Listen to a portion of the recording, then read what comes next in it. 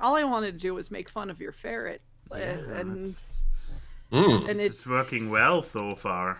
Hold on, it's almost there. It's worth it. While it's...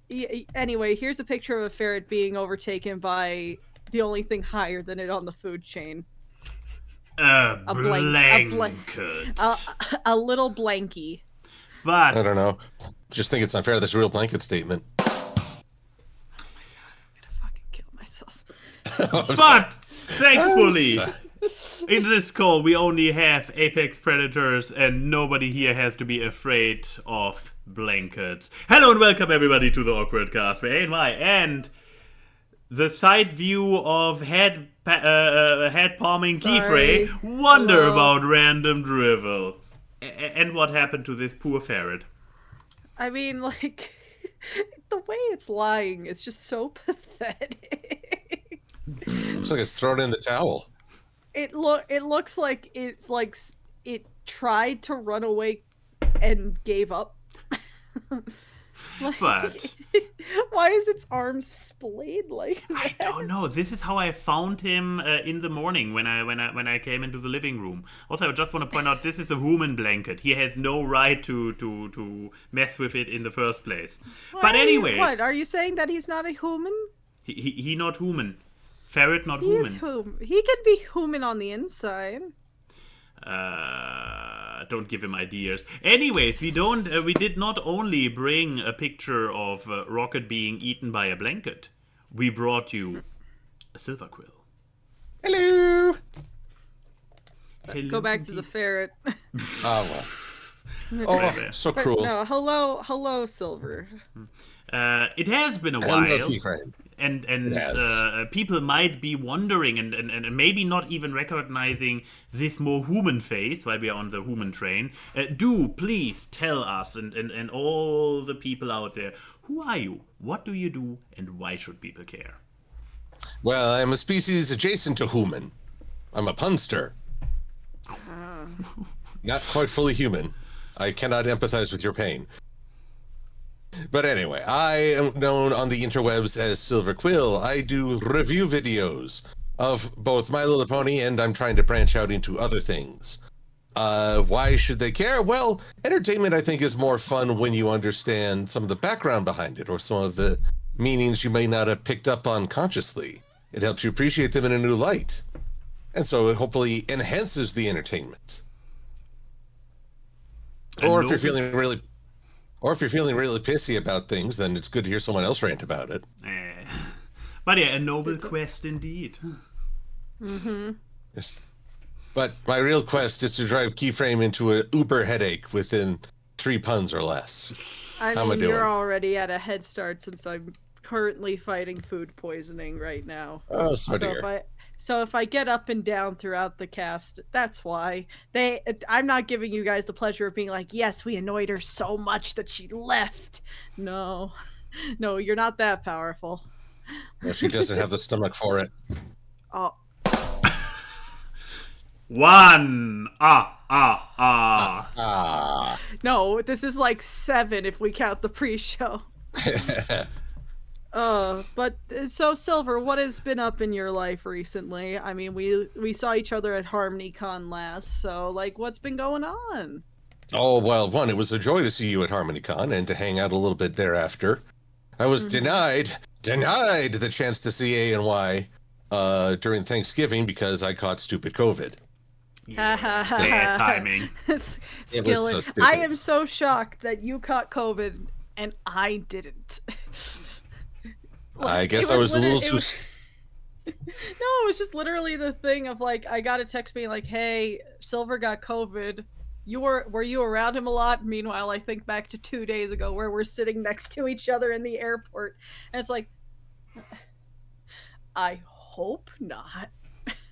The thing was, I think that same week Golden got COVID for like the first time ever. And I didn't get COVID. And it's like, what the fuck happened? COVID hit me twice and decided twice was enough. Maybe your punch card is full and you got one COVID the opposite. Like you got get out of COVID for free card. how long does that last? I would like that to last for quite a bit.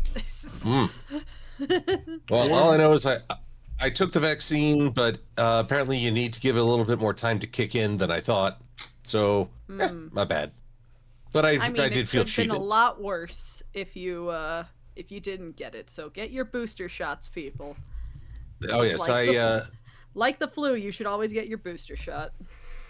Yes, I thought to myself, well, at least this is happening where people now have treatments, they have plans, they're better understanding. 2020, if I had caught it then, oh dear. But either which way, my life is more than just COVID. Don't remind me. I'm someone who actually did catch COVID in 2020. That was fun. It's not. I keep saying get your booster. I'm purposely avoiding taking the booster because every time I get the booster, I feel sick for like 2 days afterwards. Because it does its job. Sadly, it's painful. And it's just like, hey, so do you want to lie in bed and never feel comfortable because your whole body's aching? It's like, no. And then the booster's like, too bad. Too bad.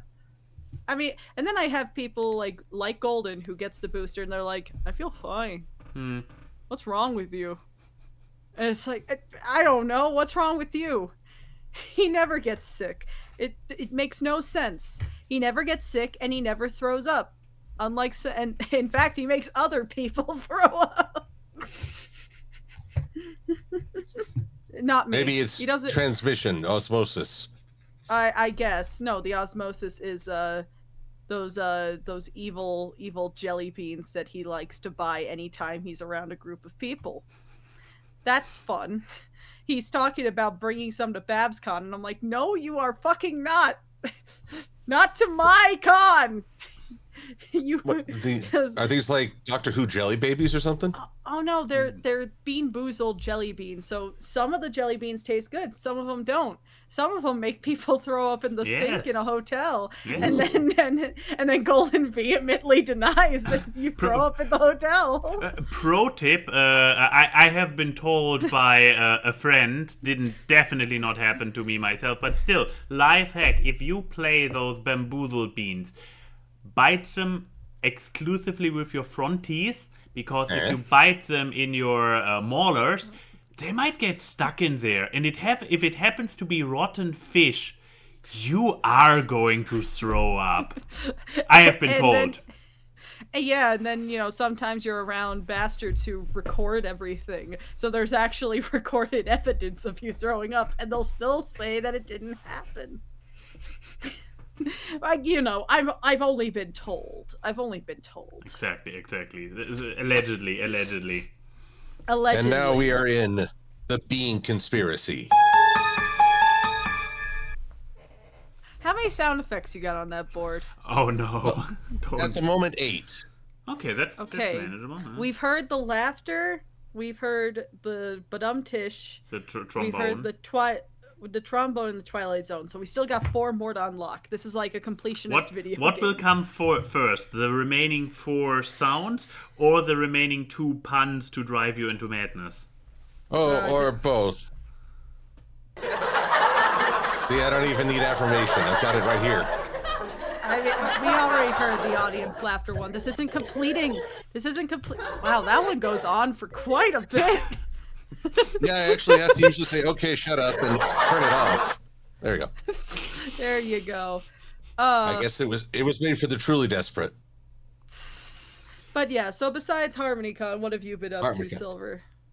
Well, let's see here. Basically, after returning from HarmonyCon, it was right into the Super Bowl weekend, which led to a very compressed week. It's like you can't do anything on the weekend because everybody's turning in for the Super Bowl. And so it was sort of a mad rush to just get projects done. Since then, I have been working on getting video reviews of comics from IDW. I've been doing my Fulfillment Fridays. Let's see here. And now I'm in the process of reviewing an episode that is part of a very long spanning story. It started with Greek mythology with Pygmalion and Galatea, which became the play Pygmalion, which became the musical My Fair Lady, which became the 90s She's All That, which became She's All Yak. What? So I'm tracing this lineage. This feels like what's the game called? 6 Degrees of Kevin Bacon, 7 Degrees of Kevin Bacon, where you have to try to connect everything to Kevin Bacon. Yeah, but this was more like history, so this was linear. This is more like history, yes. Tracing but the way it's framed sounds like. But wait, how does? Because wasn't the story of Pygmalion that he made like a statue and fell in love with it? Yes, Galatea. I would say that relates more to the hit film Mannequin than it does She's All That. Actually, she might have been history's first waifu. Really? Oh. Think about it. But, here's the thing. Pygmalion just ends, she's brought to life. Oh, perfect woman for this guy. They marry, have 2 kids, some versions say. But they never really get into the exploration. What did Galatea want now that she had a soul, now that she had an ability to live, to make choices? Was she going to be the perfect wife as Pygmalion hoped? Or would she say, dude, you're kind of creepy? So that's where the play Pygmalion comes in. Because now this young flower sales lady who talks very coarse English, she is lifted up, at least according to the professor who teaches her. He has taken a gutter snipe and made her into a lady. But then he is a complete total jerk to her. Absolute prick. That's all I could say. And so there's a very strong confrontation between them. And then that got adapted into My Fair Lady, which I'm pretty sure a lot of people have seen. Oddly enough, I've not seen it start to finish. So I'll be viewing it this week. I've seen the German version. How do you not see it to finish? Did you put on the movie and halfway you were like, I'm good, and then just went on with your day? I don't get people who do that. I've had a few instances of that with my life, but mostly no, you're like channel surfing and you just come across the musical. Okay, that makes more sense. I've heard some people who I've just heard of some people who just don't finish movies, and I'm like, at that point, you're there. What are you gonna do? Leave? No, but I am from the before time of the long ago. In the time where there were multiple channels and only one TV. One TV to rule them all, and in the darkness find them. The only Don't act like I'm a weird Gen Z. I had VHS tapes and everything, but no one But you have to finish your VHS before you rewind it back. Unless you watch it on live TV and you just happen to come by when they sing about Spanish. I wasn't allowed to watch I wasn't allowed to watch a lot of live TV, so we had a lot of VHSs. We didn't have cable for the longest time. I don't think you missed that much. Maria, talking about media being preserved on media. What do you call the cassette? A cassette is also a media, right? Yeah. So it's a media, as in the movie or series or whatever, preserved on a media. You were interrupting me talking just to make a terrible transition? Okay, make a better one.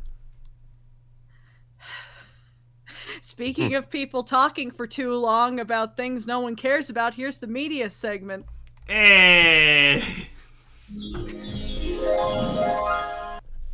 Thank you, Tim. Oh, by the way, whoever made this, can you please come to the front desk? It's waiting for you. Because, we don't know who did this. Oh, right, I thought the art of the week, right. Yes. Yeah, it has been done by somebody. We narrowed it down that much. It's not AI art. I mean, I'm assuming who would put this in their AI art prompt is my question. But like, I'm assuming it's Chris because Chris likes to make edits of characters that vaguely look like you and give them the blue hair and jacket treatment. And I don't think it was me because I do my hair different. And it probably wasn't you because then it would look very, very more elaborate. Very much so. I would have at least given it glasses. So yeah, potentially. But yeah, whoever did aficionados. this, thank you. I hate it. I feel like this was made with the intent purpose of annoying me. But yeah, so Silver, what have you been watching recently or consuming media-wise? Oh, consumption. Well, let's see here. I've had a battle of audiobooks. I started listening to The Luminous Dead, and it bored the daylights out of me. It only features 2 characters through a remote connection, and all they do is bicker. And halfway through the book, I was just like, no more. I'm bored, and I'm not gonna take it. So, it's now at HarmonyCon. Our friends in the vendor hall introduced us to one of the best series I've enjoyed in a long while, The Goes Wrong Show. Yes. I don't know if Keith told you about this already. We actually watched an episode of it during TV time this week. Mm-hmm. It's true. I showed 2 of my local friends the Lodge episode. So, yes. but I've been consuming that. I've actually seen the whole series now, and the 2 specials. And I just find it wonderfully hilarious to slapstick. Though I will admit, in the 2nd season, I felt like they lost a little bit of the je ne sais quoi. Well, I mean, they did have to do this with a very limited team because they did that 2nd season during COVID time. Boo. But the true thing that is, what I've been truly entranced by is that for Christmas, I gifted myself a Nintendo Switch. And my friends got me Zelda Tears of the Kingdom. So I got Breath of the Wild, played that through, finished it up, launched into Tears of the Kingdom. I am so addicted. It's one of those games where you sit down to play and suddenly 2 hours have gone by. Like, wait, what? I've just been walking around. But it's like they expertly lay out the world so it's like breadcrumbs. You go for one objective.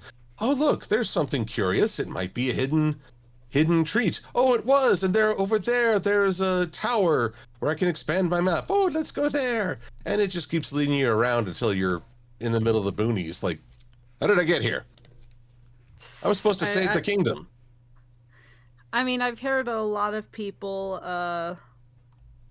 note that about Tears of the Kingdom. That it's weirdly a lot more explorative than Breath of the Wild. For some people, that's a selling point. For some people, I think that may be a detractor, though. Well, I found Breath of the Wild had a lot of exploration, too, but they've added sky realms and underground realms. So, yeah, they've increased the size of the world, or at least its verticality. I mean, they should increase the size. This game has been worked on for how long? It should be bigger than the original game. Well, who knows? Like I'm behind on fair. I'm behind on all that stuff, so I'm behind the pop culture. I'm hip and young and jiggy with it. I'm surprised you don't have the Macarena on your soundboard. Oh, Pac-Man is older. Well, they well, he was doing the Macarena, not no. But was he not doing Pac-Man sound? Pac-Man is waka waka waka waka. He was doing taka taka taka taka. Unless German Pac-Man sounds a lot different.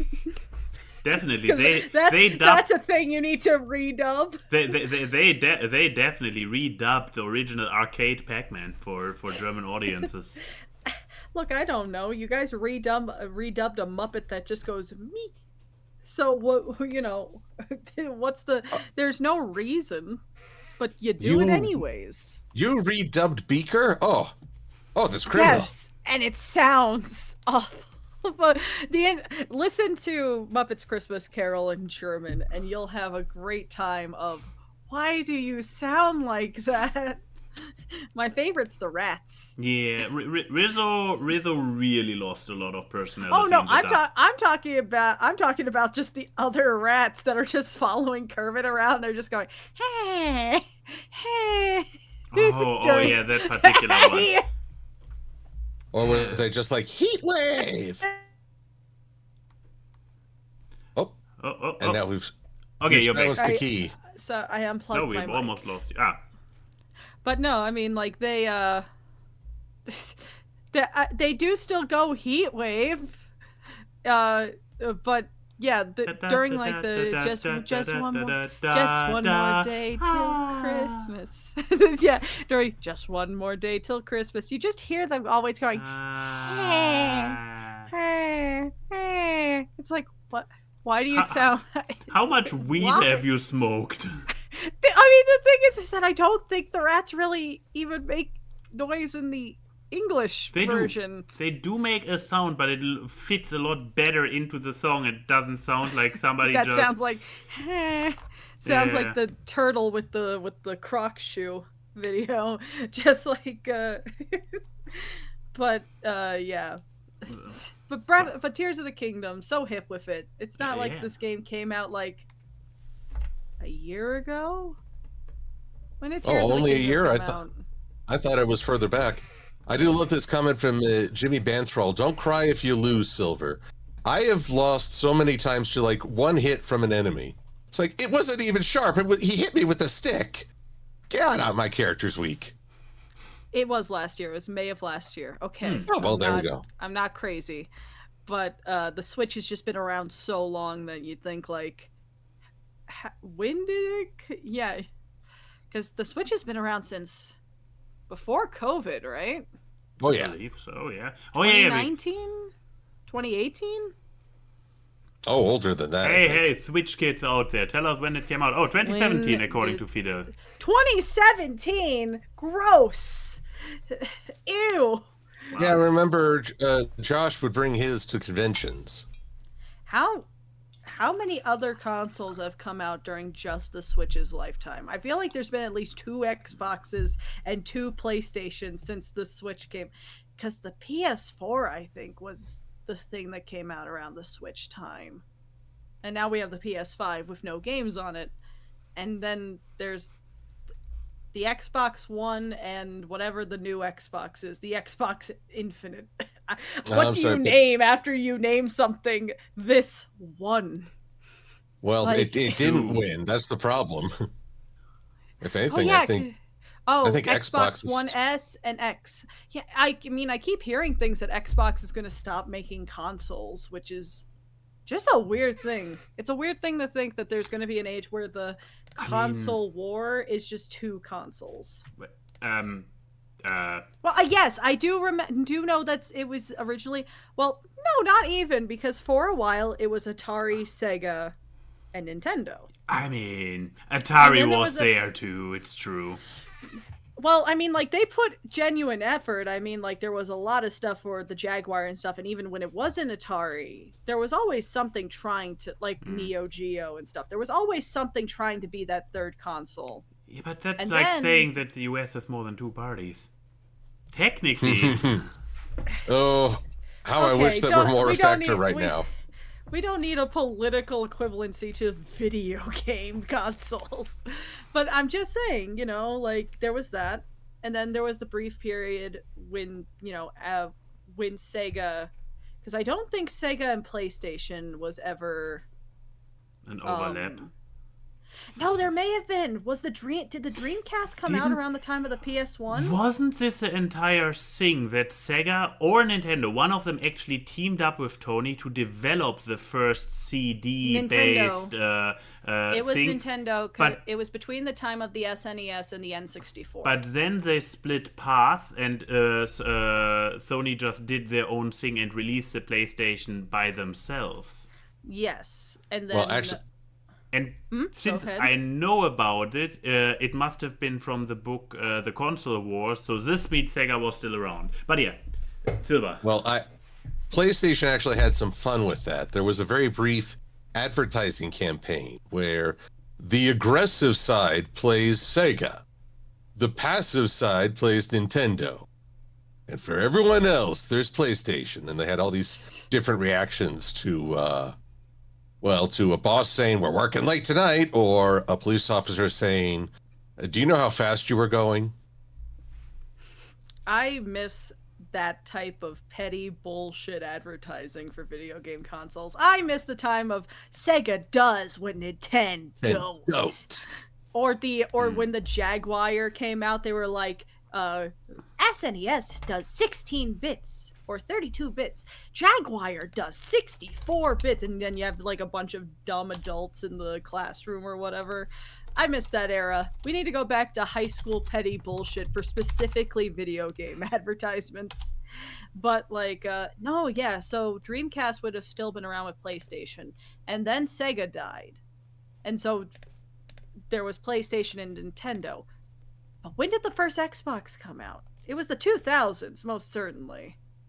I mean, the original Xbox just screams 2000s when you look at it. It looks like an Invader Zim console.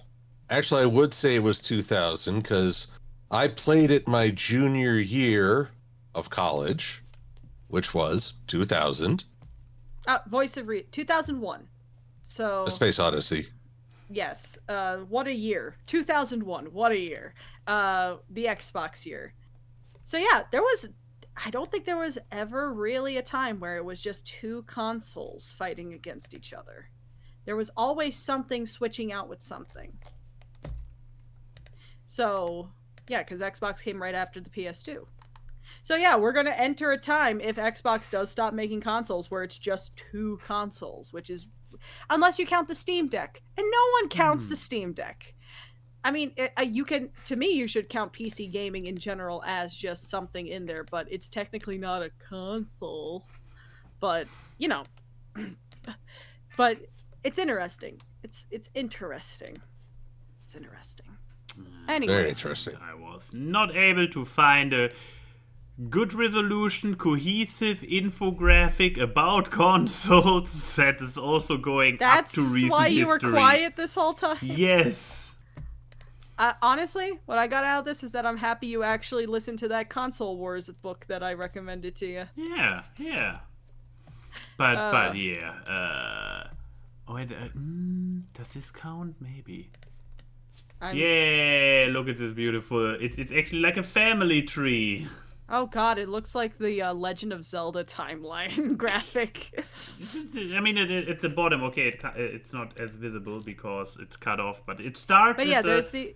Yeah, it starts. What is it even? But it starts at. Is it the Pong machine? Magnavox Odyssey from 1972. Magnavox Odyssey. Okay, then the next one, which is also just called Magnavox Odyssey, but from 6 years later, and that then splits into the Atari and the Nintendo. Nintendo then spawns Sega, probably as a competitor, and Sega Dreamcast somehow relates to Xbox. However that works. Oh yeah, the PlayStation comes from the Super Nintendo as a competitor to N64. Hi. Then you get to the tippy top. Tippy top. The only thing more complex is the Game of Thrones relationship chart. Oh no, I don't want to see what that one looks like. That sounds more like it would look more like a bush than a tree. Probably. Honestly, I think it would look like a bowl of spaghetti. Oh no, you. I don't want any type of relationship thing to be equated to a bowl of spaghetti. They put some bolognese on that relationship. But yeah, Max, what have you been consuming? You said that you actually had a media from the get-go. I actually had a media from the get-go because I got to finish. Oh no, there's audio. Go away, audio. I got to finish a long time, and it's relatively recent even. It's finished just a couple months ago. So yes, I got around and finished good old Attack on Titan, which was when did it originally start? This is the original trailer from. When did Attack on Titan? Not Attack on Pearl Harbor. Attack on Titan start. 2013. So yeah, I remember when the first season came out, and it was the shit. It was like the hype show of the season, and then it fizzled out, and then now it's more than a decade later, and it's finally done. Jesus. Now here's the question: was it worth the journey? No. The answer is no. It is one of the most disappointing animes of all time. Like, what are you talking about?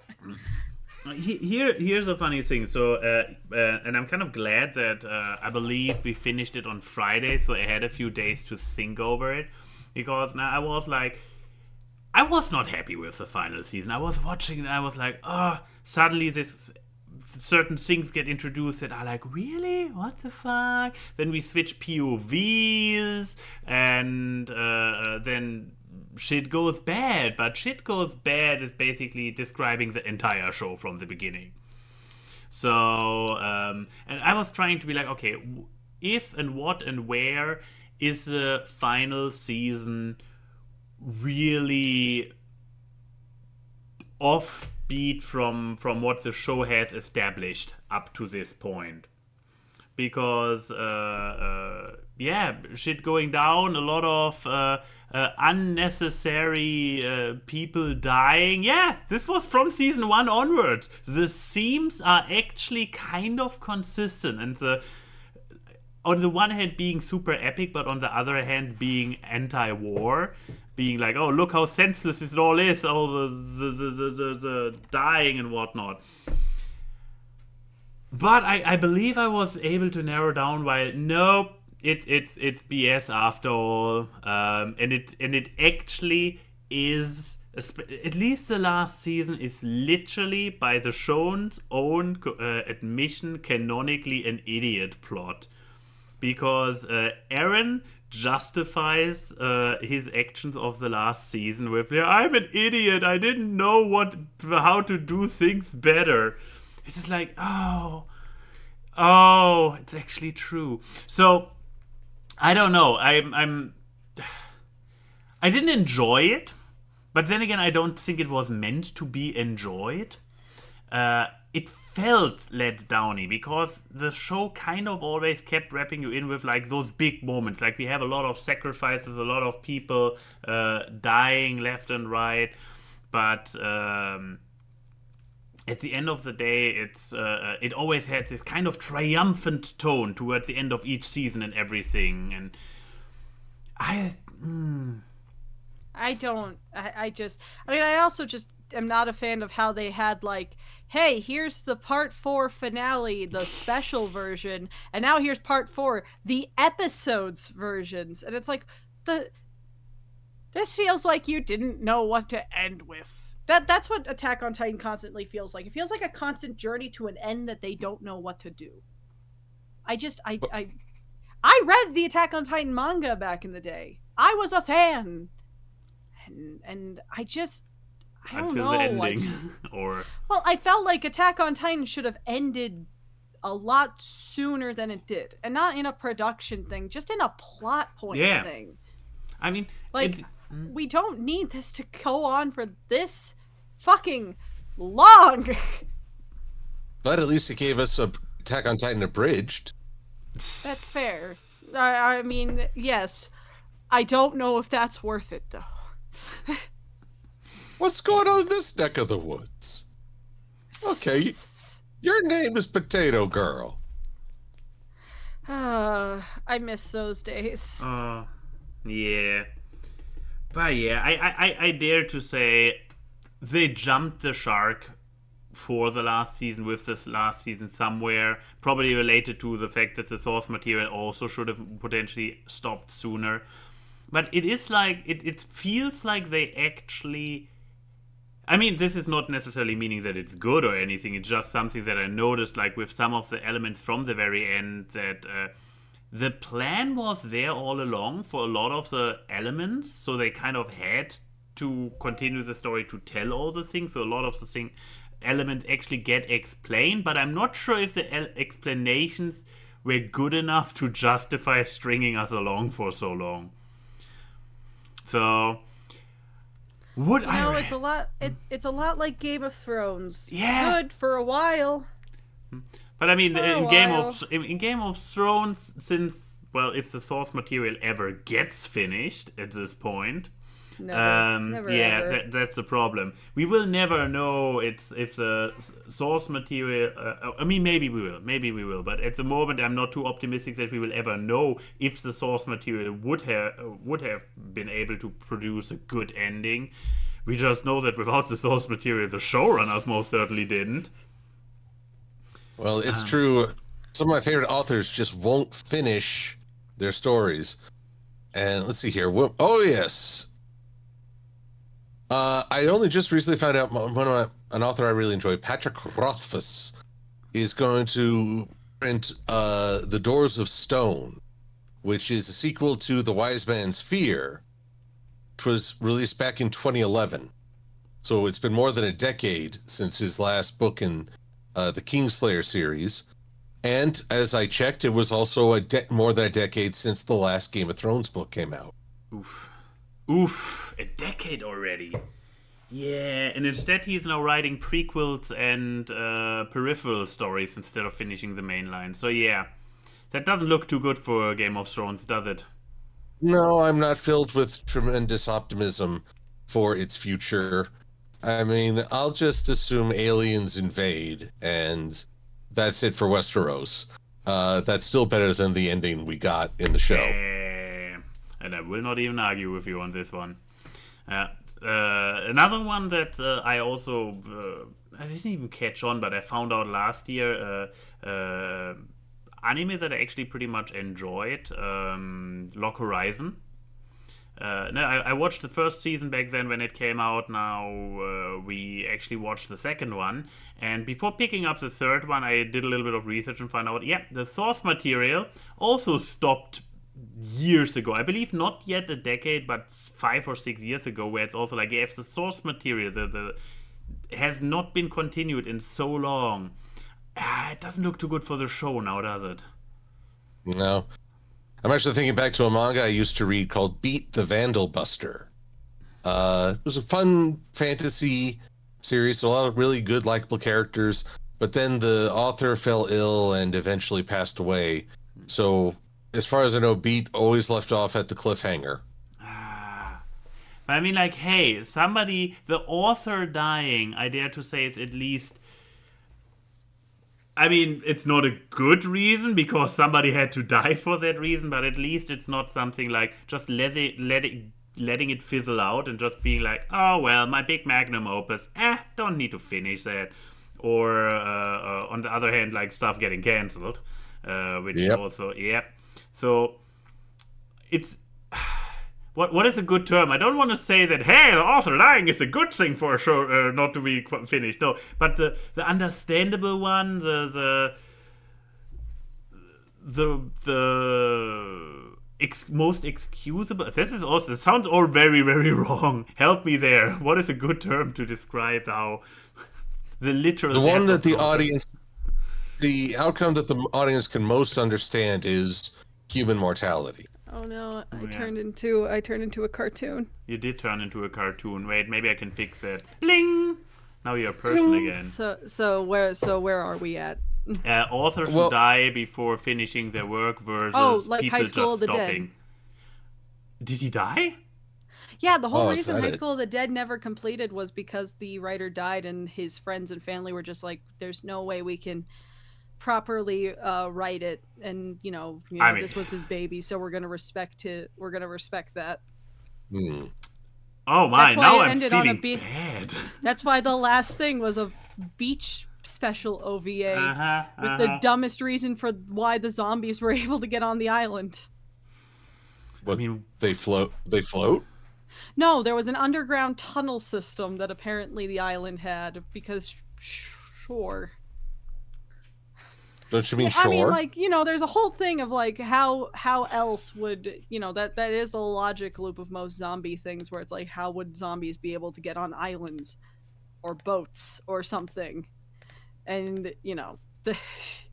I guess the explanation is underground tunnel systems that apparently everyone has. There's a reason why 28 weeks later was like, oh, it's all contained in England. That's fine. You know, until someone who's sick goes to France, and that's where everything spreads. Huzzah. But yeah, with you back, did you bring a media? I did, and I totally planned it. Oh yeah, we were before actually the show. already wondering. Also, how dare you, Odie? High School of the Dead is peak. It's art. It is something special. It is a certified Giguk anime, in my opinion. Yeah, Gigak also unironically loves 100 Girlfriends and declared it an S-tier anime of 2023. So my opinion of Gigak's taste has really decreased over the last couple months. It's trash, and so is he. It's very true. Do I have it still behind me? Oh yeah, there. Still got it. My own iteration of it, but yeah. See, I must remember High School of the Dead, the bullet time scene between the bouncy boobies. Exactly. That's the show we're talking about. Yes. Exactly. But yeah. So my media also takes place in high school. Oh yeah. Oh, you're right. It takes place. No, it takes place in university. Oh yeah, but still, I would call it young enough. American live action equivalent of My Hero Academia. Wouldn't you agree? Yes. This is Gen V, the boys spin-off show. Do I even want to show the trailer, or will the entire thing then get age restricted? I would say just put up a poster. Putting up a poster. So Gen V is a spin-off of The Boys that takes place after the most recent Boys season. Uh-oh. They make that very clear with the fact that they mention a lot of what happens with Homelander with the most recent season. And it is essentially a college for soups. And it revolves around Marie, the girl on the top right, who is a bloodbender, basically. Yeah, Her whole power is that she can affect the blood of anyone around her or herself. She will, like, to the point of weaponry. Like, she will cut herself and then the blood, and she can make it apparently sharp enough to cut things, which is insane. And she discovered this ability in the most pleasant way possible. Oh yeah, so let me. I'm not going to say, but imagine how would a girl, an ovary haver, discover that she has blood-based superpowers. I'm gonna leave that there, and you can connect the dots. It's related. Yes. Period on that thought. 2. But she was 13 when she got it, didn't she? Of course she did. But yeah, so she became an orphan, and she got accepted through a grant program into Godolphin University, which is a university for soups. And not just to make them superheroes, but also into things media-related, anything that can benefit from having superpowers. It's the boys' universe. Exactly. So not everything is, I'm going to become a member of the Seven. There's people who want to be, but not every course in the school is a becoming superhero thing. And she becomes friends-ish and friends with a bunch of other kids. There's Andre, who has magnetic powers. There's Kate, who has tactical mind control, which is a terrifying power. Like, that is the most terrifying power in the whole ass show. She wears gloves all the time, and then if she takes them off and touches you, you will do whatever she says. Also, she can apparently read minds too. That is terrifying. I hate that. Then you have Jordan, who is agender, and they can switch between female and male, and their female and male forms have different powers. I think the male one has like super durability, and the female one has like force fields that she can blast out. And then there's Emma, who has the saddest superpower in the show, in that she has size-changing powers. So you think like Ant-Man, right? You'd be wrong. So she can turn small or big, depending on her body mass. So if she wanted to get small, her finger is going to take a trip to the tonsil store. Wow. And if she wants to get big, she eats. And that is a plot point. That's great. But yeah, so, they go through all this and they discover that there is a conspiracy in the school. Because of course there is. It's the boys. Everything boils down to there's a conspiracy right under the surface. And I can't really say much else because then it goes into spoiler territory.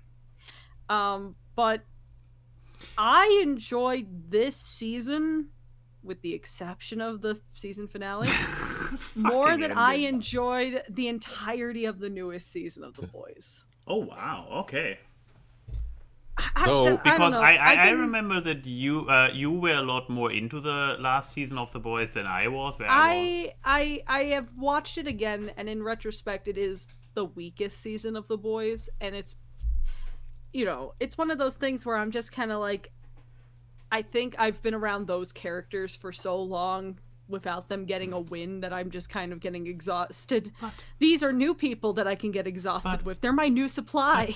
But Herogasm. No. One funny scene of MM opening up the closet and then the bucket, the deluge of semen. Otherwise, it's not. No. Oh, this is a great moment for the ferret to come here. If he comes here. Though your descriptions, when you keep saying the soups, all I can think is where are you studying? I'm at soup.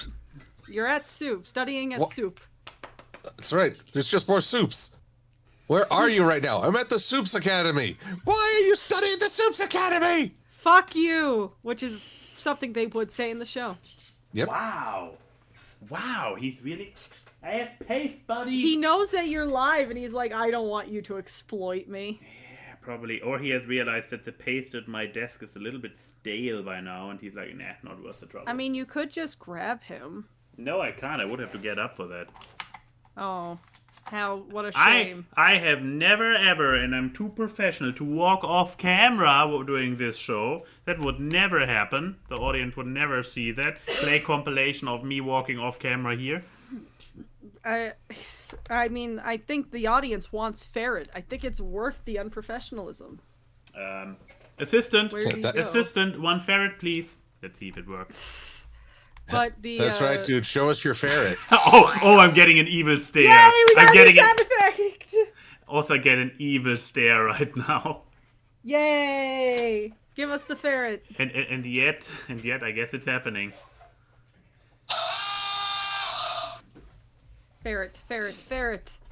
Probably he was just here. He's probably down there. He ran away. He knew what was going to happen. I'm pretty sure if he would have walked by, he would... Oh no, she's keeping him! Denim, please, I want the ferret. She can't hear you just yet. I want it. She puts her headphones on, then she can hear you pleading.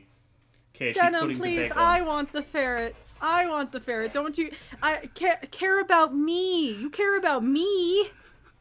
So, everyone at home, we need you to wish strongly. We want the ferret. Keyframe said, please. Yay! Yay! Hey, Thank you. Rocket, yes, hey. Yay! The baby! Now I can talk about the gruesomely violent TV show. Exactly. And now people can stare at the ferret while I'm describing terrible war crimes. Oh, look at him. But Gen V is just really good. I like the characters a lot. They're a lot more sympathetic than the characters in The Boys, in my opinion, because they're younger, they're inexperienced. And also, these are all characters that have just found out, like, really, really recently that, oh, cool, our parents made us this way, if you know what happens with the whole Compound V and The Boys. But yeah, it's really good. And there are some really funny moments. Like, this show actually has a lot more comedy than The Boys. I mean, thank God. But a lot of the comedy is that kind of comedy where you're laughing and then you feel bad for laughing afterwards. There's so many things that involve puppets in this show that it's like, I shouldn't I shouldn't laugh at this. How did you make puppets not funny? But yes, I recommend Gen V to people with an asterisk. There is so many blood and guts in this show. This is not for the people who can't stand gore. A penis does explode at some point in the show. Important on knowledge screen. and broad knowledge. I mean, they have to keep up with the main show where also a penis explodes at some point. Yes. So the thing was, that was the one spoiler for Gen V I got before we started watching. Was my friend Gerber was like, "Hey Chrissy, have you watched Gen V?" And I'm like, "No, Gerber." Okay, so a cock does explode in the show at some point. I'm like, Who "Oh, would do thanks, that to a rooster?" So, during every time when me and Max were watching, I was like, "Oh no, is this the episode? Is this the episode where they're bye Rocket? He got his treats."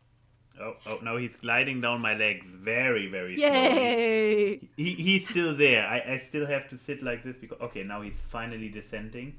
Because he did a big stretch. Okay, now he's gone. Okay. But Farewell, every human. time... Yeah, to answer Every the question, time we he's watched- like six-ish. Yeah. 5 to 6. But no, every time we watched it, I was like, "Oh, is this the penis exploding scene? Is this the penis exploding scene?" And then it wasn't. And then it finally happened.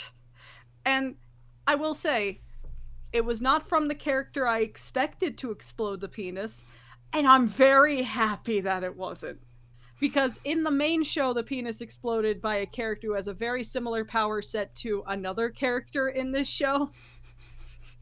And I was like, "Oh, please don't let it be this." But it wasn't. Just to say, if you haven't watched the main show of The Boys, it answers the question of why doesn't Ant-Man defeat Thanos by crawling up inside of him and growing big, but with the front and not the back. Ooh. All the good appetizing details. I recommend Gen V. It's really good. It doesn't have as much of the sociological commentary The Boys does, which may also be why I enjoy this a lot more, because The Boys has gotten really on the nose with its commentary. And yet certain people think like it is actually idealizing Homelander and are surprised when suddenly in the final season or in the last most recent season he is kind of the bad one and the like, guys, what was it? Media literacy is dead. Media literacy is either dead or on life support. Yeah, and The Boys very much exposed who has. I mean, it's the same people who are like, "Oh, the Joker movie idealizes the Joker." If you're stupid, maybe. Maybe if you're dumb. Are you dumb? I don't like that a little heart started appearing when I was like, "Are you dumb?" Oh no, they're coming back. They rediscovered their power. But yeah, so that is Gen V. Yeah, but now on to the... Oh, maybe a final question. To which degree do you think one needs to be familiar with the main show? Does it work as a standalone? No. Here's the thing. It references too much of the type of the world that The Boys is post-season... we're on season 3 or 4... that I feel like it wouldn't. If Gen V took place at the time of season 1 of The Boys, I would say, yeah, it could stand on its own. But there is no reason for there to be so much mask-offness about the superhero stuff if it wasn't for the newest season. Which is like, we have to see if it takes Disney-esque proportions of, if you watch one, you need to watch all of them to understand what's going on. We don't know yet. We don't know yet. I don't want to do homework. Yeah, we have to see if it feeds back into the main show or not. I hope not, so that this becomes a fun spin-off you can watch as additional material but don't have to. That would be my hopes for it. Mm-hmm. But yeah, with that, we already talked about the art, so... Yeah, so we are going to go into the Q's and the A's. Oh boy, oh boy, oh boy. Do we have any on Twitter? Do we? I mean, you can probably guess the 2 people who did ask questions on Twitter. I am assuming one of them's J-Rog. One of them is J-Rog, and you can also guess the type of question he asked. Is it a would you rather? It is a would you rather. Yay! And Consistency. I don't like change. Exactly. So thank you for, as always, J-Rock, to keep the one thing constant in our life. Would you rather not be able to swim or not be able to run? Oh no. That is a good one because it's not an easy one. Unless, of course, one of us has whatever fear of water is, then I guess. Or you live in a landlocked state where you never need to worry about having to swim for your life. Yeah, I mean, there's swimming. There's swimming pools, there's rivers, there's vacations. Yeah, I mean, fair, but like one's more of leisure, one is like a safety thing. But Silver, what would you pick as your? Would you rather not swim or not run? It's a hard choice, but I really would go with not being able to swim. That's very situational. I'm in a landlocked state. In fact, I'm a mile high, so when the rest of the world floods, I'll just be like holding up a fishing pole at the edge of the state or at the edge of the mountains. Just be like, oh, it's a fresh one today. Oh, look at that. I caught an Irishman. Oh, now I'm catching a jerk. Hi, Ayn Wye. How you been? Yeah, I guess... Do we have any? Maybe the Alps are high enough, but the rest of Germany, gone. You're doomed. You're basically doomed. I'm just figuring I'm going to be helping a lot of people out of the drink if that ever happens. But you'd rather not swim than not run. Exactly. Running, I think, has far more life-saving practicalities than swimming. I mean, that's fair. Given what I learned about the wildlife in your state, I can actually see why the ability to run might legit be necessary for survival. In Germany, not really a thing. Pigeons are the most vicious wild animals we have. They don't underestimate the pigeons. You guys should get seagulls. Those are true evil.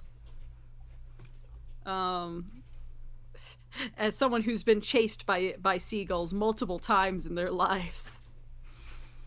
They're fucking rats with wings. But no, crows are smart. If you befriend the crows, you can have a massive army on your side. Seagulls, no. Seagulls have no friends. They eat each other. They are all enemies. Mine. Exactly. But let's see. I know my answer if it helps. I want to be the contrarian and say that I'd rather not run. Because I already don't like running. Running makes me have to, heave and stuff because I have bad lungs. But swimming has less resistance, and I feel good when I swim. Plus, I was born next to an ocean. I'm a little fish person. I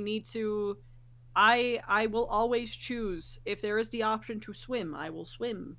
And I feel like if I got rid of that ability in my life, I would be very, very depressed. So it's either be happy and can't run, or be able to run and not be happy. So, if I have to just speed walk for most of my life, that's fine. So I'm gonna stay with swimming. And when the world eventually becomes water world, I will become the strongest swimmer.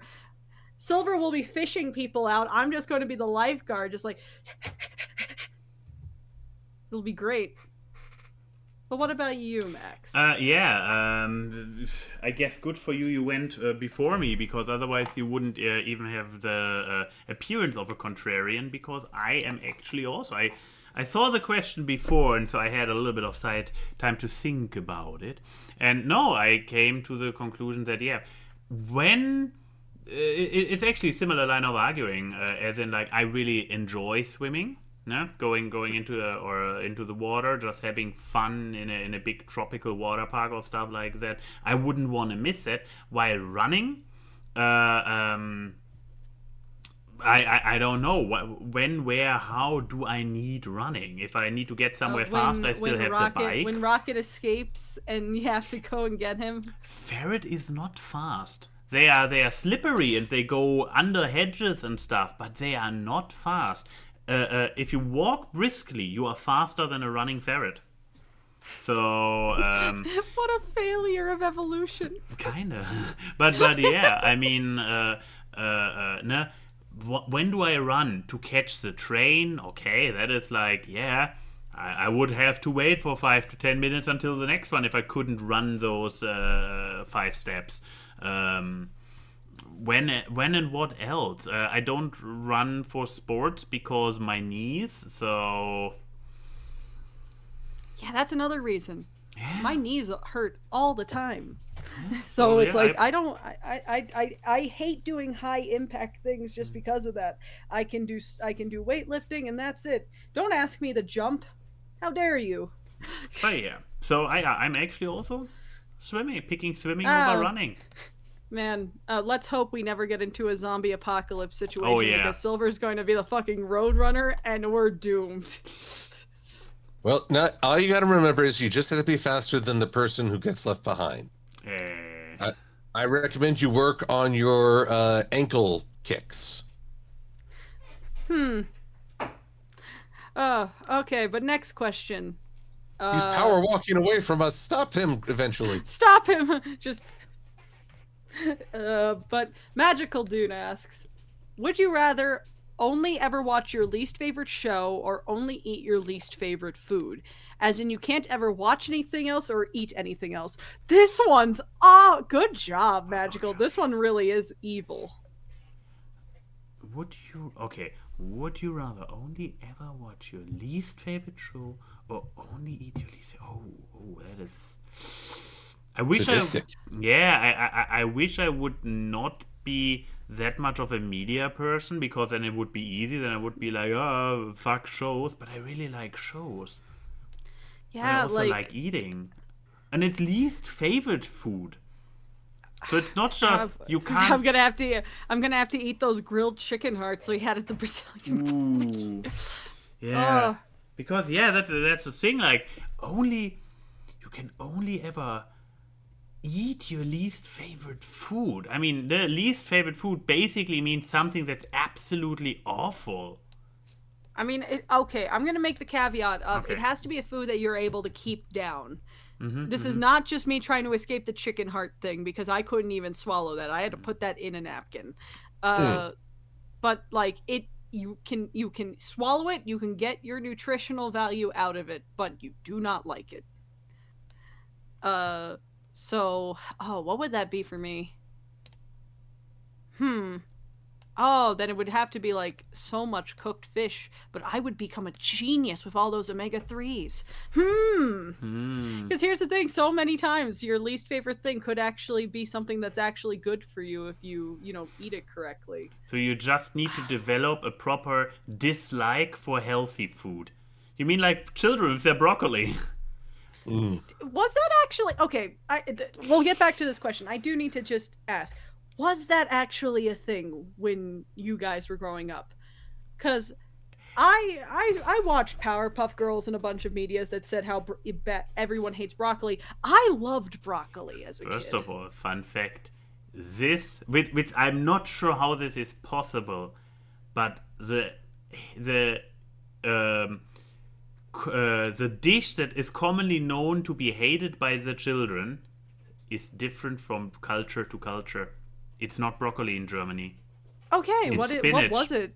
Spinach, really? Yes, spinach is the dish that children find super disgusting in Germany. To be fair, canned spinach is disgusting. So- Fresh spinach is delicious. I don't like. Well, I could see more spinach being disliked by children because the texture of especially cooked spinach, can be slimy and stuff. That I can understand.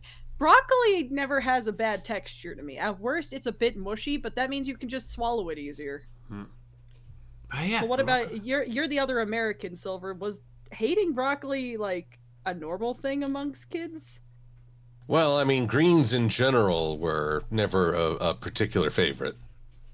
So, Must least have been favorite. I'm trying to weird. think of I what love is. vegetables. But here's the thing: I would rather have the diversity of choice of food, and with entertainment, you can take something bad and make something fun of it. Mystery Science Theater 3000 style. And the I likes. suppose, yes. So, but with food, your least favorite food, I mean, you've got to eat, you've got to live, but you're only eating that for the rest of your life. That ain't living in my... So I'm going to go with... Good point. I'm going to go with, I'd have to watch my least favorite programming, which I'd have to, find out what that is. Hello and welcome to the PBS Donation Marathon. Hey, that one's actually putting good into the world. It's putting good into the world, but it's boring you to tears as it does it. See, my thing is, I'm going to go with the least favorite show option, but my plan is that it will Stockholm me into enjoying the show. Because once you get exposed to something for a long enough time, you start to get indoctrinated with it. It's the Mean Girls principle. You're obsessed with me. Because if that's the only media I'm allowed to consume, eventually I'm going to know every single thing about that thing. Because everything that it needs to be has to be that or that adjacent. I'm going to become the biggest aficionado in this one thing. And, maybe I'll derive enjoyment from that. I like to eat. I don't want to be stuck with my least favorite food because I feel like that's just going to be oh god, my least favorite food that I can keep down is like really chewy meat, and that's not living. I don't want to live eating fatty pork belly for the rest of my life because that's stuff I will swallow, but I'm going to have a chill after I eat it all the time, and that's not living. And I feel like that will be an uncomfortable experience for anyone who has to eat with me. What about you, Max? What about me? Also, I noticed nobody else threw green peas in the race. So, it really all seems to be greens specifically that are disliked. But there went your chance to be a contrarian because now I'm also completely... I'm on the same page. Coming from a similar angle as you guys with you see, shows are... not necessary.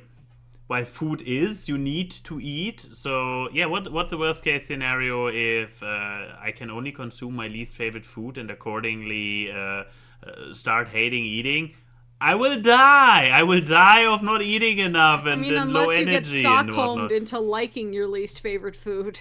But on the other hand, my least favorite show, I love shows and I would hate to not have this anymore. But on the other hand, being freed, to completely twist it around, being freed from such a passive media, shows, or even if it is, he wrote shows, but it might be even stronger and just generally like entertainment, if not every entertainment is affected, that I can still video game all day long, take that, or movies.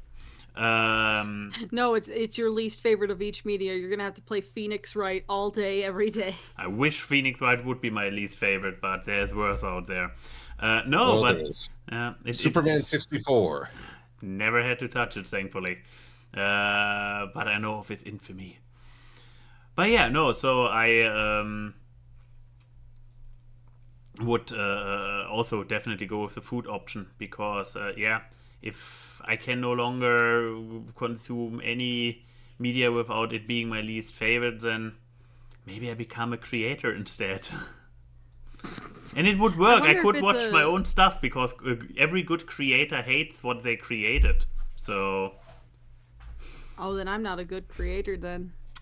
Apparently not. You need to work on the hate for your own art. Because I like the things I'm working on right now. I like my little animatics. While you do it, you do. But after it's But when finished, I'm done with it, I have to hate it? Should I bring back the oldest pictures of your DeviantArt? No. And did you enjoy them at the time? Did you love them in the time when you drew them? Yes. Point taken. Point made. Okay, but does it have to be immediately after you create the thing? Five minutes after. You get a 5-minute glow, they're like, I get 5 minutes of joy, and then it sinks in. The better of an artist you are, the shorter the time between the hate for your own thing is. This sounds like a really toxic mindset. It's not, I'm just explaining the rules. I didn't make them.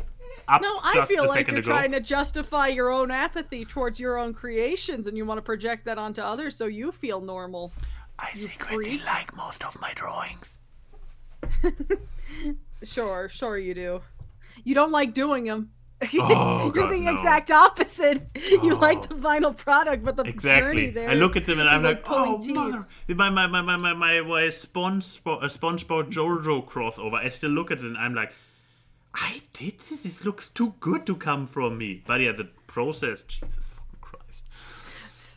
Superstar. And then you got Silver, the person who's just brimming with confidence the entire time. I'm faking it all the way. I'm crying on the inside. That's the secret, sir. I'm lying to myself. I'm in denial. He still has one of those puns in him. Be careful, Key. Okay, so next question. We have one on Twitter. I have one on Twitter, but I'm not sure how far this will carry us. From Fidel. I'm not the only one who thinks Megamind 2 is off, right? So I have not checked it out yet, so I cannot answer on it. I saw the trailer. It looks meh. Well, I grew up during the time of Disney direct-to-video sequels. Nothing phases me anymore. You kids are spoiled. You guys didn't have to deal with that. Like, I had the VHSs of, Aladdin, Return of Jafar, and this one was still King more of the okay Thieves. things. And then and Hunchback of Notre Dame. Oh, 2. now we are getting into trash territory. And oh god, what other one? I had so many of the direct-to-video sequels. I went through Milo's Adventure, which was 3 episodes of the dropped Atlantis series that they made into one movie. I had all of those. Y'all are spoiled. Just welcome back to the past. Time is a flat circle and we're at the diameter point. So, it'll be fine. It'll be fine. The Will Ferrell voice actor they got for it, though, does not sound like Will Ferrell at all. So it just sounds weird. But again, it's because y'all are spoiled with people coming back to do their roles. Spoiled, entitled children. So yeah, those are my thoughts. Mostly just bullying the audience. It was mostly a reason to bully Silver, them. any thoughts on your end? My main thought was there's a Megamind 2? Upcoming, I guess. It's going to be on Peacock. Like, it's just it's a direct-to-video, like, of the modern day movie that's going to have like a little TV series. It's like how they did that little Bad Guys holiday special. It has a TV budget. That's what it is. But they've put it you realize that the streaming service they put it on is like a test of maturity. I mean, I'll just say the word Peacock. And you're all grinning. You all failed the maturity test. Well, I was grinning because Fidel is just in the chat. I am 25, good madam. You're younger than me. You're a child. A child. Start getting back problems, and then we'll talk. I'm gonna hit the big 4 this year, so everybody of mid-20s downwards is legitimately a child in my eyes. Sorry. I am not in my mid-20s anymore. I am not a child. Hooray! I'm above you all, and therefore y'all are youngins. You're a baby, Zapstride. 23? Ew. Children. Now go get Grandpa his pudding. This was the theme in Harmony Grandpa, Con. you can't have the pudding. The nurse told you need to watch your blood sugar. She can watch my blood if it gushes out from lack of pudding. It's a sealant for my body now. Oh, we have an actual old-timer in the chat there. Oh, what's children, this? A lot of you. I'm 60. Oh, Jimmy, wow, you are Jimmy. not 60. You are not 60. Or is you he? are not Dusty Cat age. I don't believe you. I'm a babu. Here's the thing that confuses me about the AWKWARDCast audience is that so many of you are like actually young, like younger than me young. When did you start watching us? Because it's hard to believe that you people started watching us with AWKWARDCast. I would think that most of our audience is just retainers from the pony days, which would imply that a lot of you would be in your you guys were in your 20s and 30s when you started watching us. True that. But no, gross. I don't know how to feel being around all these children. as a grown adult myself. What? My birthday's coming in like, less than a month now. And I'm in my later part of the years of the decade that I reside in now. Oh, Like- the later part of your years. Tell me How more, dare- Missy. Go on. Tell Grandpa a story. Go on. Look, I'm just Impress saying, there's a lot me. of people who, when I first met a lot of people who thought I was like nearing 30 when we met. I don't need to be biologically old to be regarded as an old lady. Too many people that I know regard me as grandma, and I don't know if I like that. I'm mentally old. And you know, when you hang around so many people who mentally kind of act like they're still in college, you start to bet. believe that you're actually old. Yeah, mister, I only had soy sauce as a seasoning for so many years. I am hip How with you- the kids. How you don't have cholesterol problems because of all that sodium intake, I do not know. But anyways, here's the next question. Let's see. Honk if you like cookies asked. Great name, Charlie. What is the funniest, weirdest crime you've witnessed or committed with plausible deniability? I don't know if the second half of that we should say on a live broadcast that can be used as evidence later. I have been told by a friend. I'm trying to think. What is the weirdest or funniest crime that I've witnessed? I mean, I have a great story about Papa Frame committing a crime that I think would be great. If I may. Sure, go ahead. I need more time to come up with something or Okay, remember so, or think about.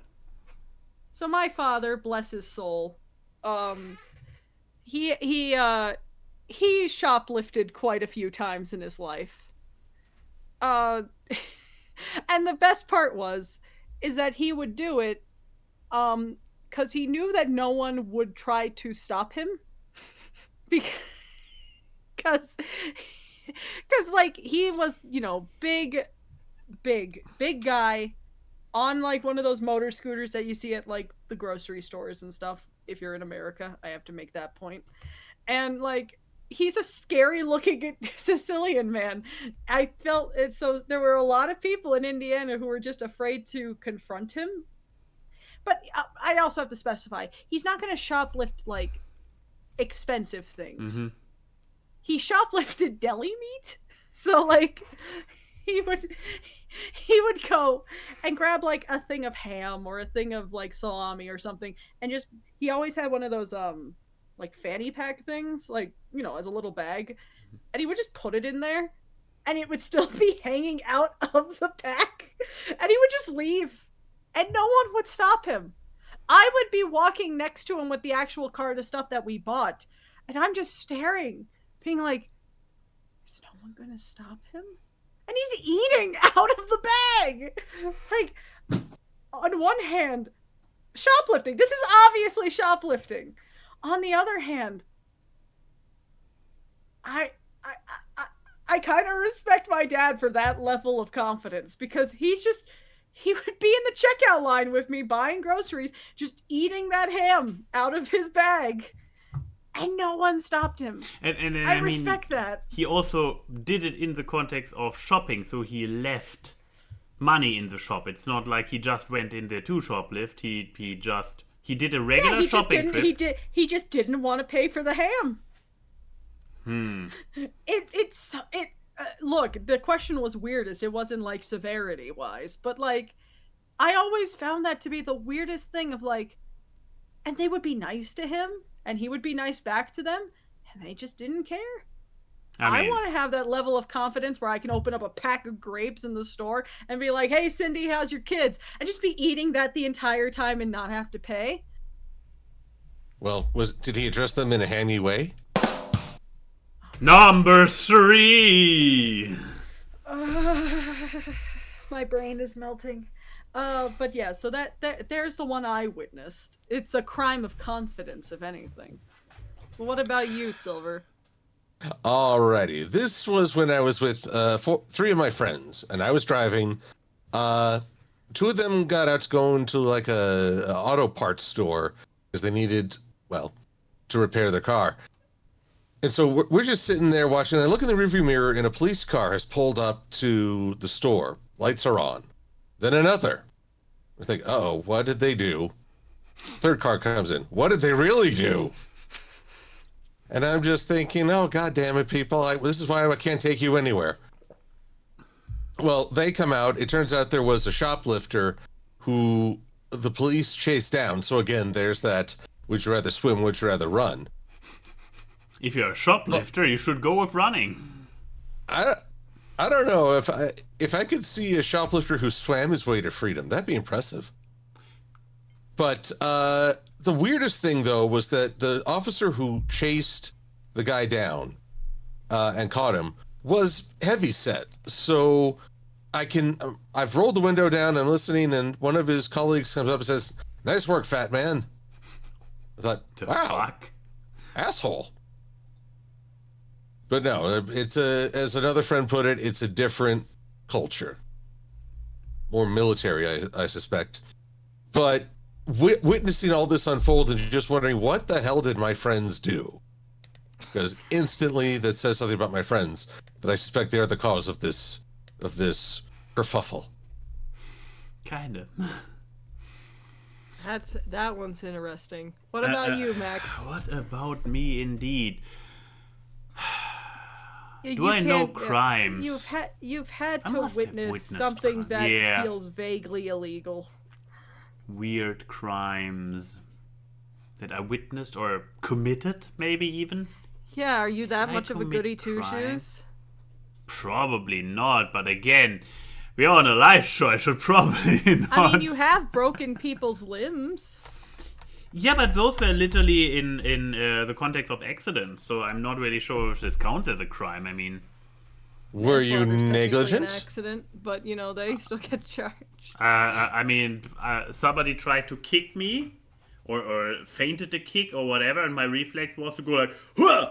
at their leg. So they flipped around and landed on their arm, and arm broke. But in high school, Feel so guilty. Oh, I felt super guilty. But still, it doesn't really. There was no crime. It was a reflex, self-defense-y.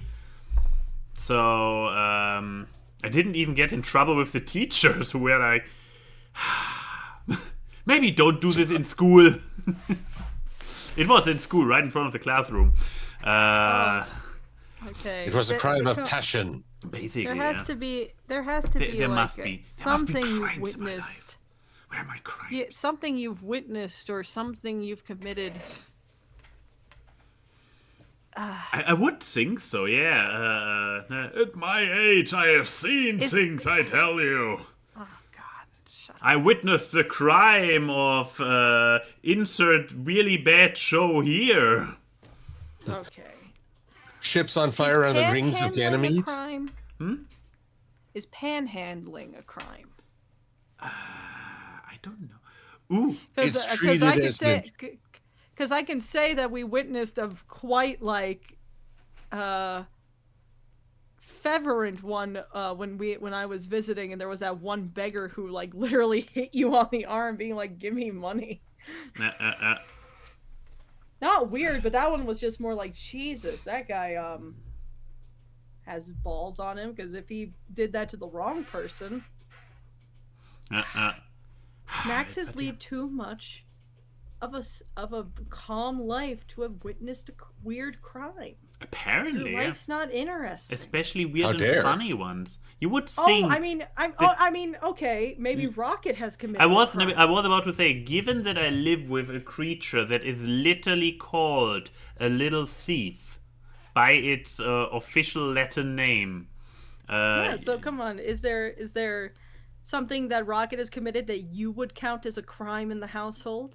He pooped on the thingy in front of the sink in the bathroom, which we put there so he doesn't poop there. But he's like, no, I poop on it anyways. Okay, so he's just protesting. No, it's a crime at this point. What is he even protesting against? If you're just doing it, it's a crime. I don't know, protesting that I wanted chicken hearts today instead of beef or No, whatever. he gets feed 'em. fucking chicken heart. But he's not even eating those properly anymore. Is he hiding them in clear plastic bags again? No, he's just ignoring them. They now turn into raisins in his bowl. He likes his kibble. That's clumped up. Yeah. Oh, no, or is he violently a soupy person now? He needs soup. Oh, he likes his soupies, that's true. But yeah, I don't think we are going to get a weird or funny crime out of me. I know, Ew. I'm sorry. God, not even witnessing a furry crime or something. How dare. Oh, those are just crimes against fashion. So I do what I can. All right, let's see. Here's an easy one. We've had a couple hard hitters. Here's an easy one. For Magical Dude, Pancake Day was a few days ago. I do not support frivolous holidays like that unless it gives me a day off work. What's your favorite toppings to put on a pancake? See, this one's an easy one. This one's simple.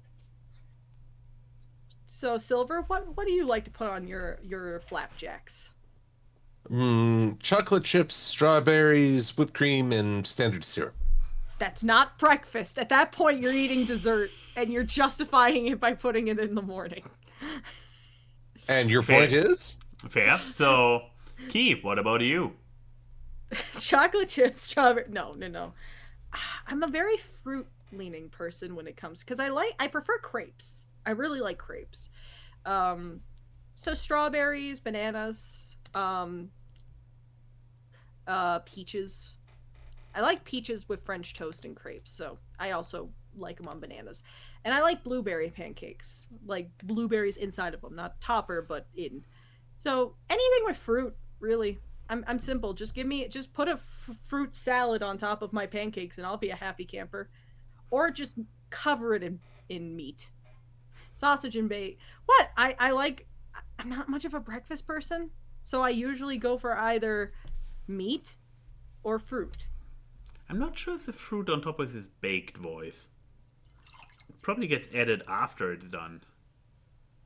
Oh no, that's after it's done. It said topping. But yeah, for me, I used to be a sugar kid, just sugar over it.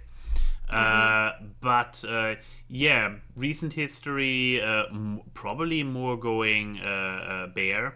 Like if it has some, I mean, pancake dough is more than just water and flour, I believe. So it actually has a flavor. Batter? Batter, yeah. It is more than just flour, so it has a little bit of... It usually just has sugar naturally in it because it is a cake batter. Exactly. We lie to ourselves, but it is just a cake batter. I mean, it's called a pancake, so... Exactly. It's just a cake you make in a pan, and someone decided this is a good thing to eat for breakfast. But there are savory variations, so... There are savory which probably variations. have less, if no, sugar in it. But they no... less than... Or they put like vegetables or something in it. Yeah. Like, I've had pancakes that have onions baked into them. Of course, latkes exist, which are essentially like a potato pancake, that kind of stuff. But yeah, in my pathetic attempt to cut the unhealthiest of the unhealthy out of my diet... yeah, probably would eat them plain. The one thing that I can't eat plain? I can't eat French toast plain. Like, that I need to have fruit or something on it. Otherwise, I'm just eating eggy bread. True. Eggy bread. And the thing is, I love French toast. But I love it with strawberries or bananas on it. There was a really good French toast that we had in Long Beach a few years ago that was like peaches and stuff. But I'm 90% sure they used a baguette or something as the French toast, so it was like this big, and I could not finish it. Was it hard? No, it was delicious. It was just big, like, big old servings from a hole-in-the-wall like breakfast place, and it was great. And then when we walked back to the hotel, there were 2 golden labs that were on the way there. And we spent many of moments petting them because they were good boys. Excellent choice. They were both girls, but all dogs are boys. BOI. Exactly. Good puppies. Good pups. But okay, so next question. So here's a curious one. I'm not. I actually got another one on Twitter, but it's basically Sure. again about the Megamind 2 trailer. But it got asked 20 minutes ago by Waddles. So I'm not sure, Waddles, are you watching live? Did we answer the the first one? Was it You're even getting 20 allergic minutes to this ago? question. Apparently. It's I like, guess, but also, like, we already made it clear our thoughts on Megamind. Exactly. There was more like So this pointing is more of it a out. question to Waddles than to us. Exactly. Are you watching live? Did you ask your question before or after we already answered it? Let's do the time warp again. So I have one question. This is a weird fucking question, Enigma. Here's a simple question that I'm sure the three of you may make more complicated than it is. What is your favorite human muscle? And I will not accept some smartass or illogical answer. And why? How dare you? You're going to take it and like it if we decide to be illogical. Because what the fuck is this question? What kind of weird dating game question is this? This is like the, if you were an ice cream flavor, what would you be? Hey, that actually is a question in Honey Pop 2. It is, because it's literally what's your favorite one? From like a dating game, like game show is like, I'm an ice cream cone. How would you eat me? But okay, favorite human muscle. Was it human or just favorite muscle? Human muscle. Human muscle. Human muscle specifically. Okay. But like, what would? I'm sorry, Cherry Fluff Belly. This is a terrible question to come back to because this makes us all sound like serial killers. Because like, who thinks about this? Do you, Enigma? You can also just be a muscle. Okay, sure. Because yes, there's a muscle that's exclusive to other creatures, than not to human that you get. Then you can, but now you can pick the muscle that makes the puppy's tail wiggle. You mean like the tailbones? The muscle of it, not the bone. Yes. Okay, fair. I guess I could pick that. But if we're going to go with stupid questions like that, I would also pick like their ear flappies or something for a flappy-eared dog. But okay. Silver. Time to make you sound like a serial killer. What's your favorite muscle? I like the bicep. And why? Okay. Because it's the daddy muscle. Ooh. The daddy muscle? Oh, never call it that ever again. Not in this or any adjacent universe. I just witnessed a very weird crime. Can I use it as an answer for the previous question? Yes, you can use it as an answer to that question. There we go. How do I ban the co-host? This is the guest, not a co-host. How dare you? Unless he wants to ban you. For whatever you did. Me? I don't know. Me? What did but okay, Max, what is your favorite muscle? What is my favorite muscle? The love muscle. No. Now, how do I ban a that was ew. Love, So we got this. We got new. Oh god. I haven't been canceled this year yet, so I am in a podcast with two 40 or near 40s who remember when I said the mental ages do not align with biological ages? These are two 12-year-olds. These are two 12-year-old boys. And I'm their babysitter. Like, Jesus Christ. And now the sounds of the love muscle.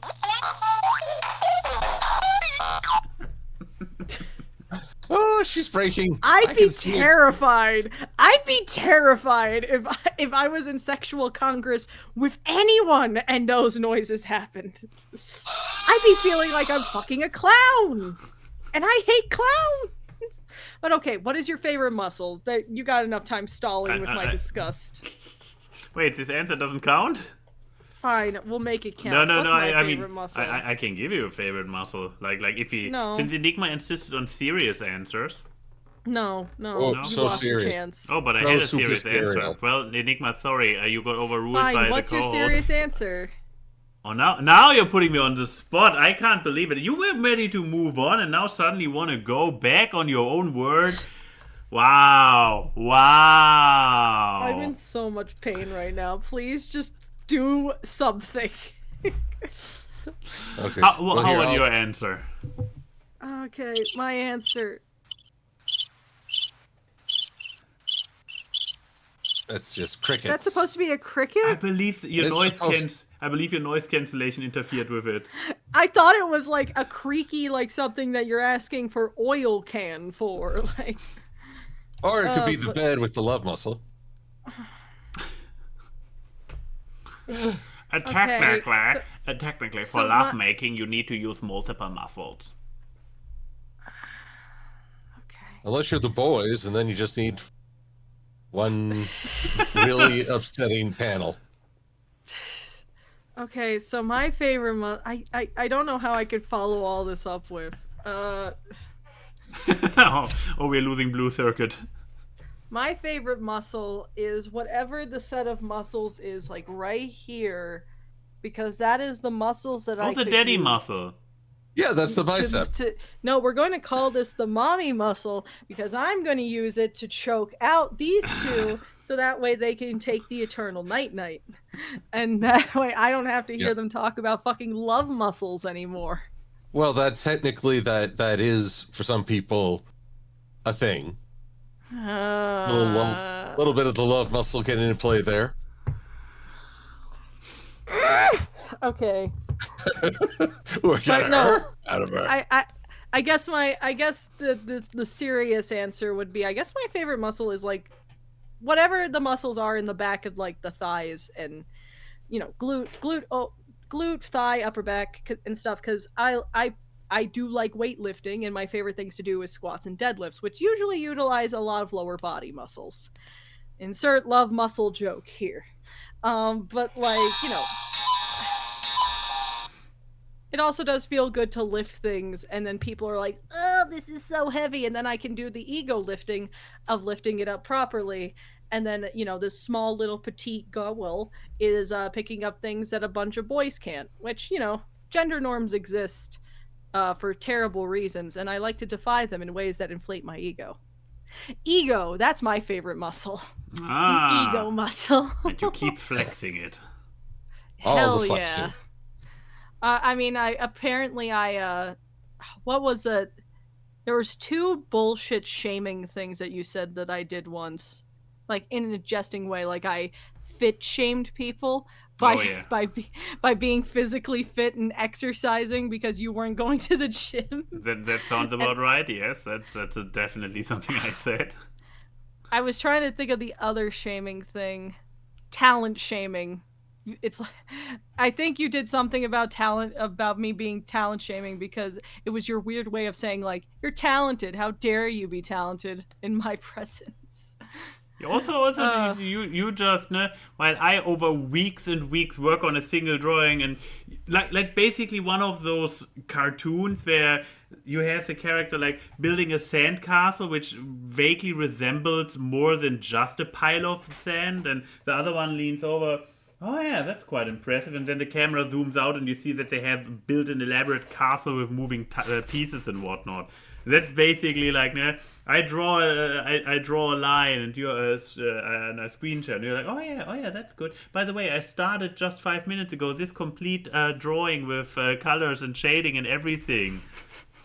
No, see, that was just TV time a couple weeks ago when I started on that animatic of us, and you were working on your Raydine fusion thing, and you're like, hey, how's this look? Oh, that looks good. You want to see the thing I'm working on? Sure.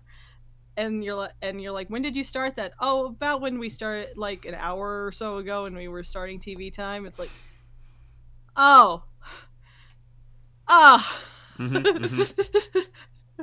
It was basically a mix of impressed and, oh, you bastard. Again, here, talent shaming. How dare I? You dirty rat. I am a dirty rat. But anyways, so here is the final question. The FMK. The moment we've all been waiting for. Apparently with bated breath. Ask AWKWARDCast. Your mission, which you have no choice but to accept, is to access these 3 top candidates and to logically put them to the most fine-tuned and ill-devised assignment that I have crafted. Fuck, marry, kill, top class and professional spies. The choices are 007, James Bond, Austin Powers, and John Wick.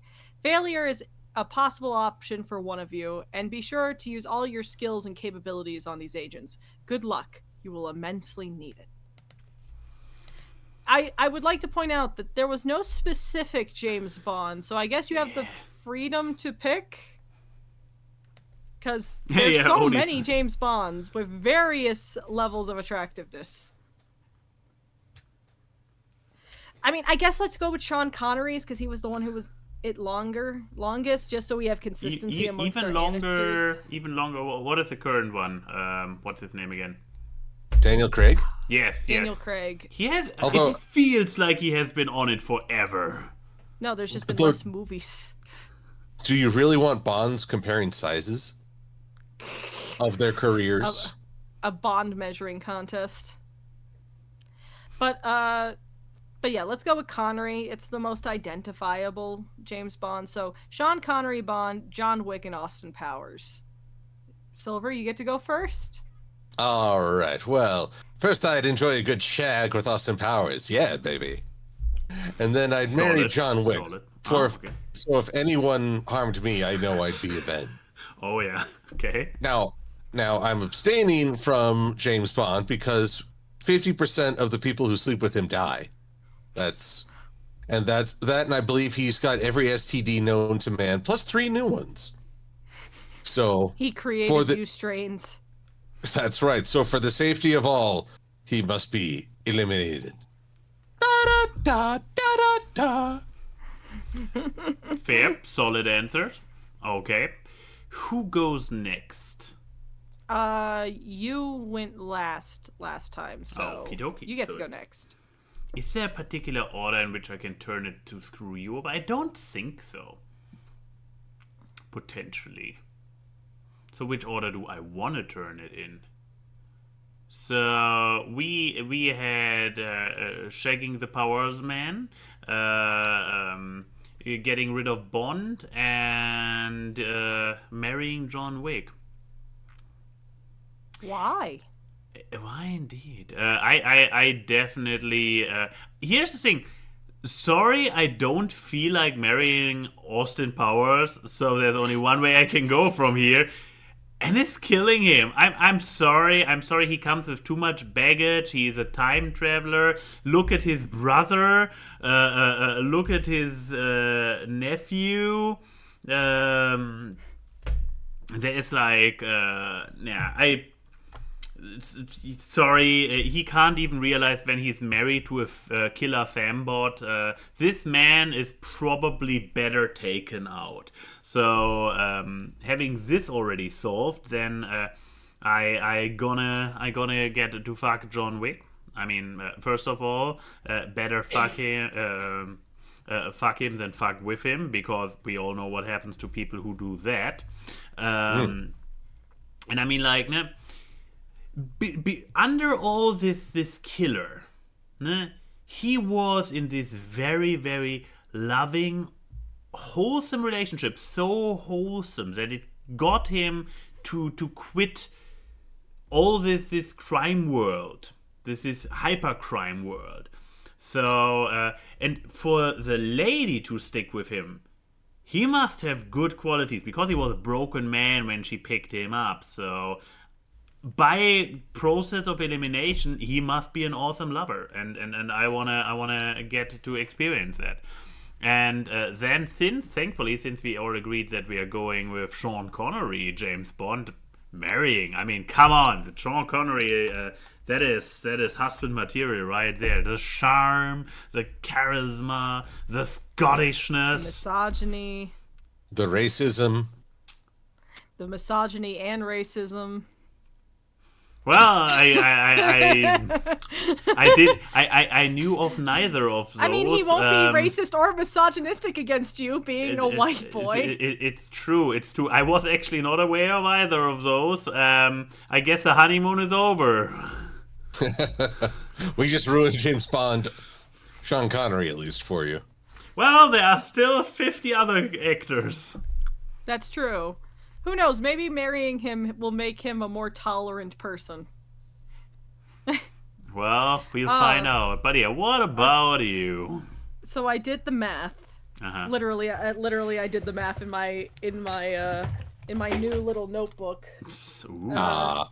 which is what Silver made this. Oh, he But did. yes, yeah, this is all resin. Mm-hmm. Yep, resin and mica powder. Yeah. But so, I am going to be marrying Austin Powers. But why? What? Why indeed? Are you a killer fembot? I wish. I feel like that for some people would raise so many attractiveness points with me. But no, I mean, what is a marriage if not someone who can make you laugh? And in theory, Austin Powers should make you laugh. So, I can say that it'll be an entertaining union. Just don't ask me to kiss him, because I do know that he just drinks literal shit at one point in the movie. So, have you seen Austin Powers? I have seen all three, I believe, and I do not remember this, which proves that my mind has... It's the scene where they're analyzing fat bastard's shit, and he thinks it's coffee. Yeah. Oh, dear. Okay, now I actually did that sound familiar. Okay. Yeah. But yeah, so I guess I'll marry Austin Powers for the entertainment.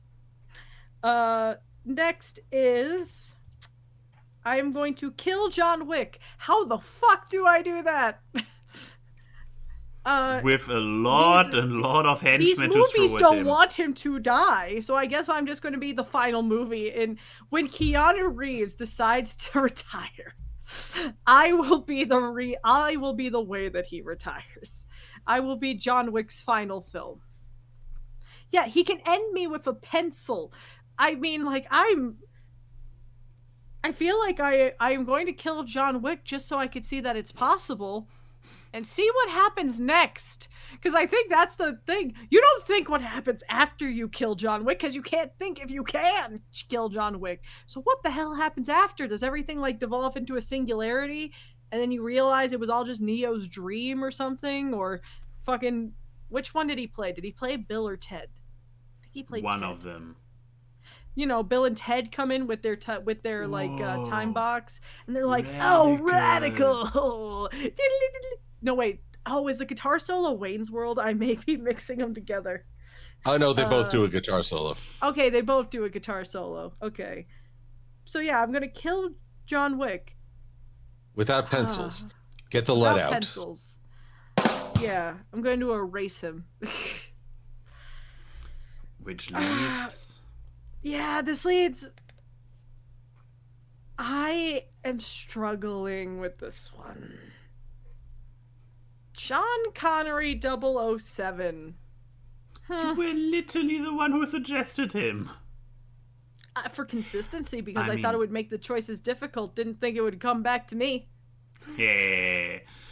But I mean, here's something. You could try to fuck the misogyny and racism out of him. I don't think I'm that good.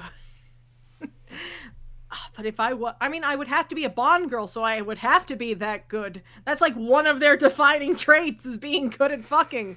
That names, I mean, what would your Bond girl name be?